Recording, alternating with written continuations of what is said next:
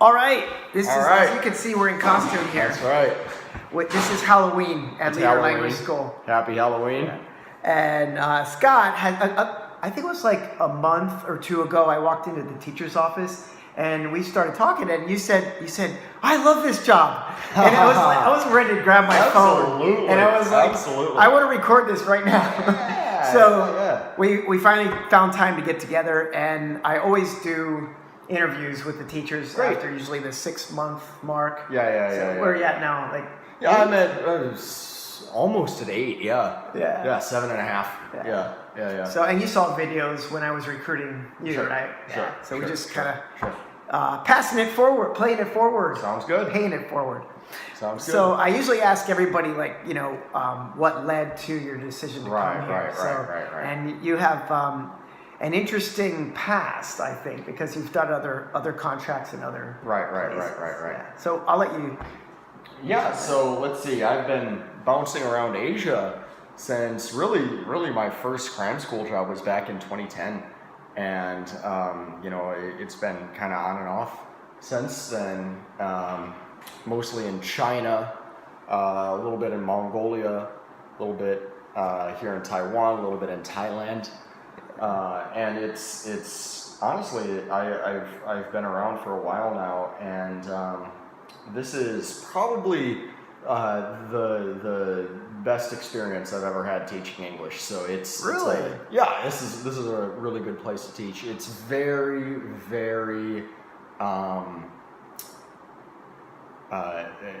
it's very relaxed. It's very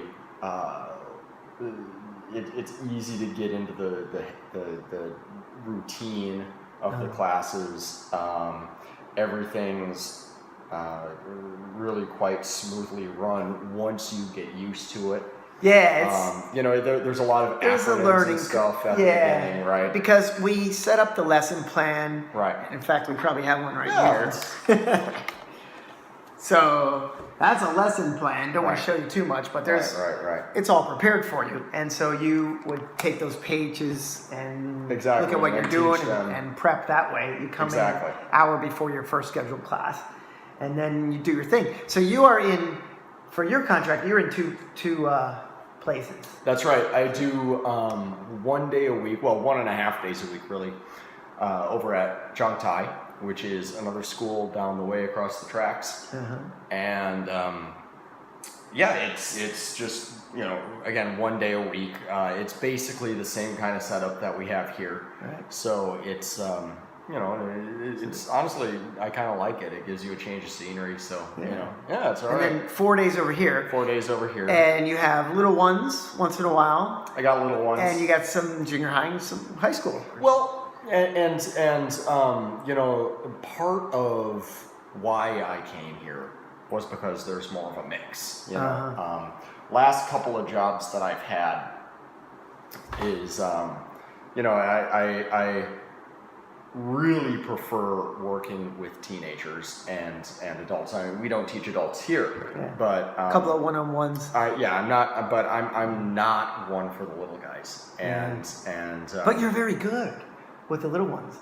Oh, well, thank you. Okay. Well, you're just full of energy, and thank you. Yeah. Well, at any rate, yeah. So but when I was in college, I majored in linguistics, and so I'm really all about taking apart words and looking at etymology and stuff like that, cool stuff like that. And you can't really do that with the little guys, so Yeah.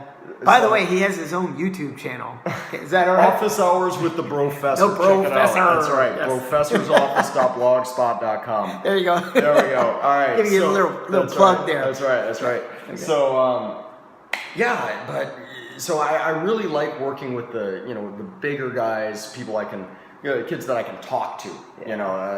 Little ones, they can be fun, and it's certainly very rewarding, but it's really not my thing. And one of the great things, we got some little guys, but I think I would say the mean age that I teach here is 10 or 11, which is It is true. I would say that most of my classes are 4th grade to 6th grade. Okay. Right. So Let's Go 4, the books we use, Let's Go 4, Let's we Go don't have them 5. here.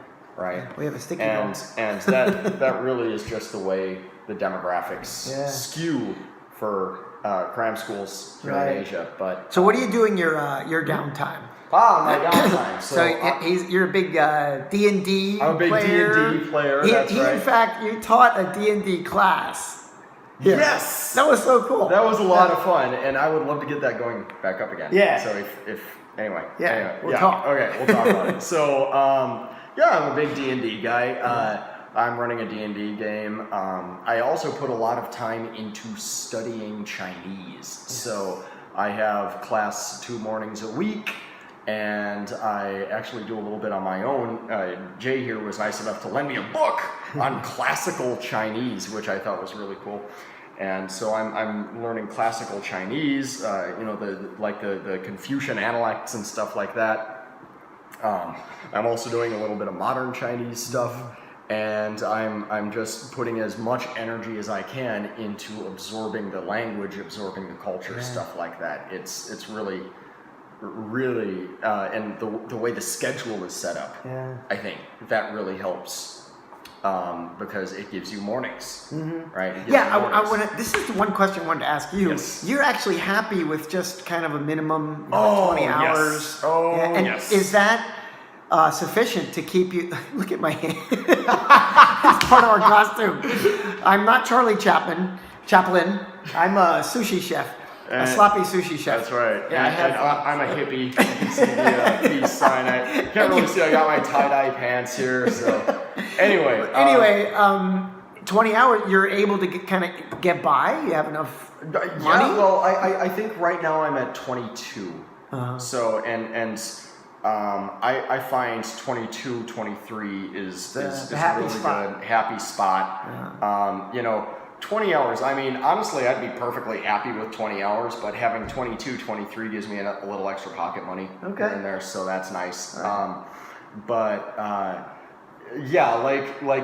Like Jay was saying, I'm really more in it for, I just like being here. I love experiencing life in another country, and teaching is great. Teaching is rewarding. Yeah. But I also like having time for my other stuff, for studying Chinese and stuff like that. And absolutely, 22, 23 hours of class every week. I mean, that's more than I can even put a little bit away. Okay. Right now I'm saving up for grad school, and of course that's not cheap, right? But so that's my last question. What's in store for you next?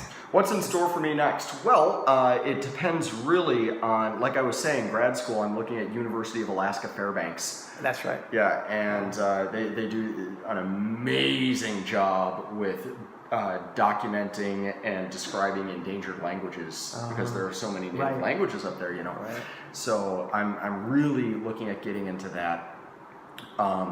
Right now, like I was saying, it's not cheap, and I've got a little nest egg, but it's really dependent on whether I'm going to be able to get a TA-ship or whether I'm going to stick around for another year. So I might be here. I might. I was thinking about maybe going up to Taipei and seeing if there's an opportunity for me to teach adults. Maybe checking out another. Like defer enrollment. Yeah, exactly. Something like that. Yeah. So I was gonna make an igloo joke, but I won't do that. Ha ha ha. Save money on the dorm. There you go. Yeah, exactly. So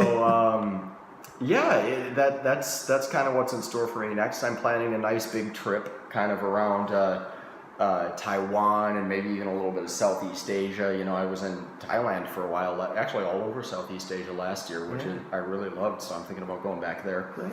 And and of course there's always China.